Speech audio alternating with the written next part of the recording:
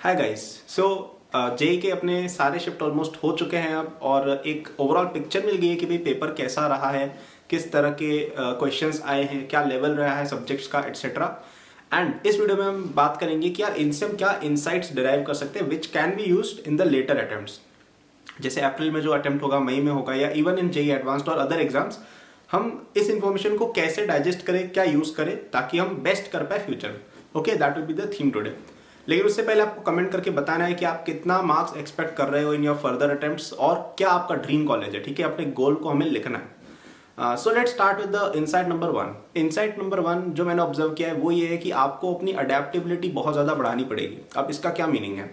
अगर आप देखें फरवरी अटेम्प्ट का मैथमेटिक्स का पेपर स्पेशली, ठीक है, मैथमेटिक्स पहली बात, फरवरी अटेम्प्ट ओवरऑल भी एक ईजियर साइड पे था मोस्ट ईयर्स से, लेकिन मैथमेटिक्स थोड़ी सी पिछले सालों से थोड़ी, आप कह सकते हो ठीक है, थोड़ी उसी लेवल पे या थोड़ी इजी भी कह सकते हो। ठीक है, मतलब मैथमेटिक्स इंडिविजुअली सबसे टफेस्ट सब्जेक्ट था, लेकिन जो जैसे आप 5-6 साल से कंपेयर करो उसके कंपेयर में थोड़ा सा शायद डाउन कह सकते हो। लेकिन जो भी कल परसों जो शिफ्ट्स हुई हैं उनके अंदर मैथमेटिक्स कुछ शिफ्ट्स में काफी ज्यादा डिफिकल्ट आई थी। ठीक है, ऐसा लोग कह रहे हैं कि भाई हिस्ट्री में सबसे डिफिकल्ट पेपर मैथ्स का रहा था, राइट। तो ये क्या हो रहा है कि यार एक समय फरवरी में तो ऐसा पेपर आया कि भाई बहुत ही सिंपल, और इवन मार्च के अंदर भी आप देखेंगे तो शिफ्ट टू शिफ्ट भी काफी डिफरेंस है कि भाई कभी मैथमेटिक्स बहुत ज्यादा डिफिकल्ट आया, ऐसा ऐसा सीन हो रहा है। तो वेरिएबिलिटी थोड़ी सी बढ़ गई है कंपेयर टू पहले। पहले तो एक ही पेपर होता था, फिर 2 पेपर हुए, फिर अब तो इतने सारे पेपर होने लग गए, 4 अटेम्प्ट्स हैं, उनमें भी 6-6, 8-8 शिफ्ट इस तरह की है, राइट। तो अडेप्टेबिलिटी अब आपकी बहुत इंप्रूव करनी पड़ेगी कि भाई पेपर टफ आ जाए, इजी आ जाए, कुछ भी हो जाए, हमें उससे अडेप्ट करके हमें उतनी प्रिपरेशन होनी चाहिए कि भाई कोई सा भी सब्जेक्ट डिफिकल्ट या इजी आ जाए हम कर लें। और इसका एक रिवर्स ट्रेंड देखा फिजिक्स के अंदर। फिजिक्स अगर आप 5-6 साल पहले की देखेंगे AIEEE जेई मेन के, देन यू विल ऑब्जर्व की क्लियरली दिख रहा है दैट वहां पे पेपर थोड़ा सा डिफिकल्ट बनता था compare to what it is now. थोड़े साल पहले तक फिजिक्स सबसे ज्यादा फियर्ड सब्जेक्ट था, लगभग आप मान सकते हो 10 साल पहले या ऐसा, या जेई एडवांस में तो आज भी ऐसा माना जाता है कि भाई फिजिक्स ही सबसे बड़ा रैंक डिटरमाइनिंग फैक्टर होता है। उसके अंदर डिफिकल्ट क्वेश्चंस आते हैं, क्रिएटिव क्वेश्चंस आते हैं, केमिस्ट्री एंड मैथमेटिक्स थोड़ी सी इजी रहती है, इस तरह की बात एक रहती थी कंपेयर टू फिजिक्स। लेकिन अब वो ट्रेंड शायद रिवर्स हो रहा है, मैथमेटिक्स से slowly becoming the real deal, थोड़ा डिफिकल्ट हो रहा है और फिजिक्स ईजी होता जा रहा है, काफी ज्यादा सरल पेपर कंसिस्टेंटली आया है। ठीक है, और केमिस्ट्री के अंदर भी, केमिस्ट्री देखो अब ओवरऑल सब्जेक्ट का नेचर इजी है, लेकिन फिर भी इस बार जैसे इनऑर्गेनिक ज्यादा आई है 1-2 शिफ्ट्स के अंदर, राइट, या इवन फरवरी में एक शिफ्ट के अंदर आई थिंक ऑर्गेनिक में काफी अच्छे क्वेश्चंस आ गए थे। तो केमिस्ट्री भी अब आप ऐसा नहीं, इसको राइट डाउन नहीं कर सकते। कई लोग क्या करते हैं, इनको राइट ऑफ कर देते हैं कि भाई यार केमिस्ट्री तो हो जाएगा।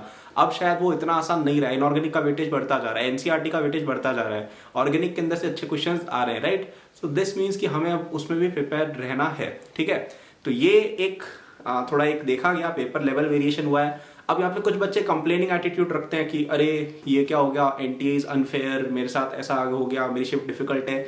तो गाइज देखो, ये लाइफ जो है वो एक बहुत अच्छी लेवलर होती है, मेरे एक IIT प्रोफेसर ये बोलते थे। तो अगर आपको लग रहा है कि यार मेरे साथ आज कुछ इनजस्टिस हुआ है तो कल आपके साथ कुछ अच्छा भी होगा। ठीक है, तो ये सब कंप्लेनिंग करके कुछ मिलने नहीं वाला है, आप अपने रिस्क को मिटिगेट करो, ये आपका होना चाहिए पर्पस। ठीक है, तो हम ट्राई करेंगे कि आगे वाले जो अटेम्प्ट्स हैं उनके लिए हम अच्छे से प्रिपेयर्ड रहे हर चीज को लेके। ठीक है, अगर हमारी फिजिक्स जैसे है, अगर अगर हो सकता है अप्रैल अटेम्प्ट में फिजिक्स बहुत टफ पूछ ले, हो सकता है कि मैथमेटिक्स इजी कर ले, है ना। तो फिर अब कुछ बच्चे क्या करेंगे, मैथमेटिक्स के पीछे पड़ जाएंगे बिल्कुल कि भाई अरे तो मैथमेटिक्स एकदम एडवांस लेवल की पढ़नी है, और फिर हो गया क्या पता अप्रैल अटेम्प्ट के अंदर फिजिक्स टफ पूछ ले। तो अडेप्टेबिलिटी आपकी अच्छी रखनी पड़ेगी आपको, वरना आप फिर स्ट्रगल कर सकते हो। तो ये की इनसाइट नंबर 1 था। सेकेंड की इनसाइट जो मेरा था वो वापस से ये कंसिस्टेंटली पिछले जेई मेंस के अंदर तो बहुत ज्यादा हो रहा है। ठीक है, और ये हर साल बढ़ता ही जा रहा है। एनसीईआरटी की इंपॉर्टेंस फिजिक्स और केमिस्ट्री में हर साल इंक्रीज होती जा रही है। ठीक है, और ये बच्चे हर बार ये चीज पता नहीं मतलब कहाँ से आ गई है, ये चीज इवन नीट वाले बच्चे भी बहुत करते हैं। और ये जेई मेन और नीट वाले बच्चों को भी एनसीईआरटी तुम्हारे सबसे इंपॉर्टेंट बुक है, one of the most important books, specially chemistry और फिजिक्स में। ठीक है, मैथमेटिक्स में नहीं कि भाई मैथमेटिक्स में एनसीईआरटी पढ़ने लगे, वो नहीं, लेकिन केमिस्ट्री और फिजिक्स में it is very very important कि आप एनसीईआरटी के अंदर जो भी दिया हुआ अच्छे से याद करें। कंसिस्टेंटली क्वेश्चंस आ रहे हैं, बच्चे हर बार उसको कर रहे हैं इग्नोर, और फिर गड़बड़ी हो रही है। ठीक है, तो ये भी एक चीज है जिसका आपको ध्यान रखना है कि यार हम एनसीईआरटी पढ़ के जाओ, और अब तो अप्रैल टर्म में काफी टाइम बचा हुआ है।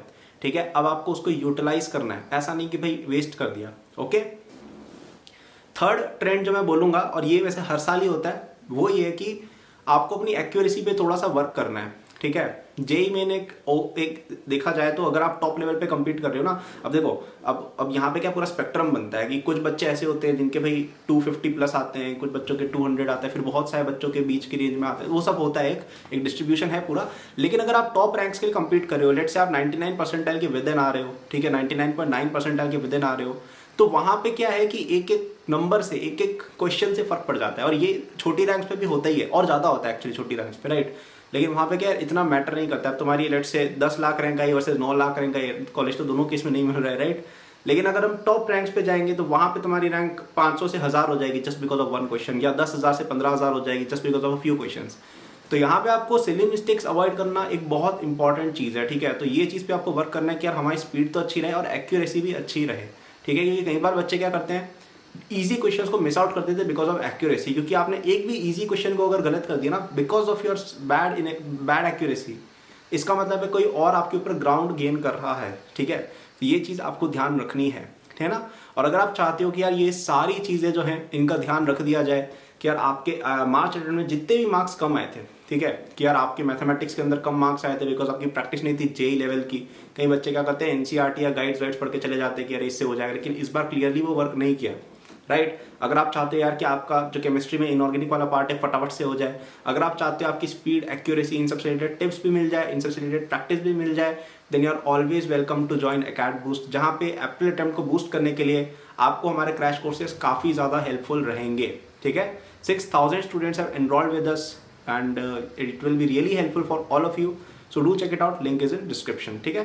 so these were my key insights. first was to adapt more, आपको अपने आप को चेंज करना है सो दैट आप मैथमेटिक्स, फिजिक्स, केमिस्ट्री कोई सा भी डिफिकल्ट आ जाए आप कर पाओ, ठीक है। थोड़ी सी प्रिपरेशन नॉच अबव करना पड़ेगा आपको, ओके। सेकंड इंसाइट ये था कि आपको अब एनसीईआरटी पे भी फोकस करना है। जैसा मैं हर बार बोलता हूँ, ये मैं बार बार बोलता हूँ क्योंकि मैं चाहता हूँ सब बच्चों के दिमाग में ही घुसे। केमिस्ट्री की एनसीईआरटी सबको याद होनी चाहिए।